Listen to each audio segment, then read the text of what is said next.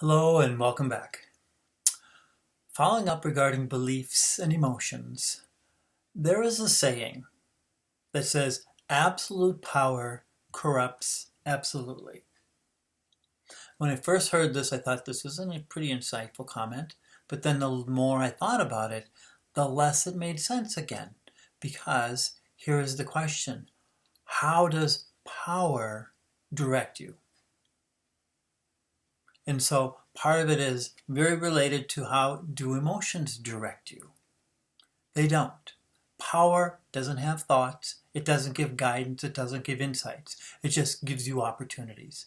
And so part of the challenge is that when you say absolute power corrupts absolutely, it's like, how so? It doesn't. That's like saying absolute freedom corrupts absolutely. Or absolute isolation corrupts absolutely.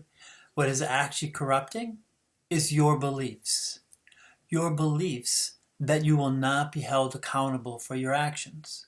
Your beliefs that you will not be held and get any negative consequences of your actions. Your belief that you can do what you want and no one will hold you accountable. Those beliefs create for you an opportunity to do whatever you want to anyone because you're not going to receive the consequences. And then we blame that thought or that belief on power. And what does power tell us to do? Nothing. What does freedom tell us to do? Nothing. What does isolation tell us to do? Nothing. What does emotions tell us to do?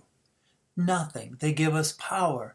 But when we blame those inanimate concepts, it's like it gives us a free pass to not really look at what's happening.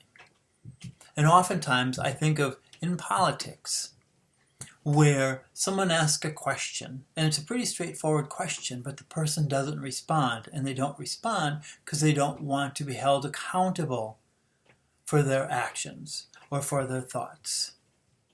And so one of the challenges we're facing right now with so many conflicts in the country is that oftentimes we blame something that really isn't the driving force.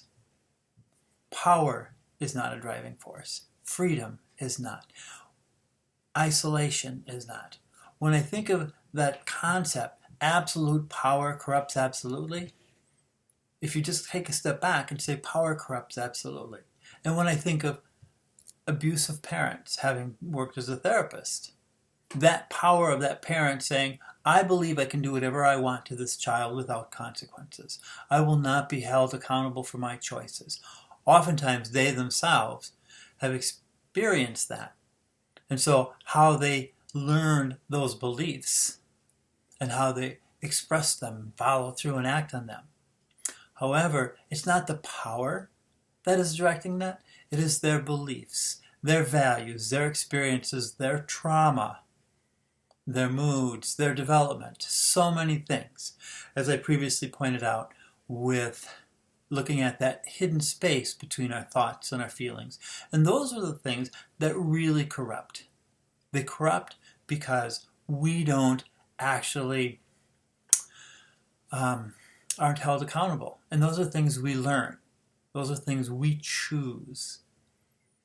So I will continue kind of looking at the thoughts and feelings and how when they interact, how our thoughts guide us. Our thoughts give us direction, but our feelings do not. Thank you.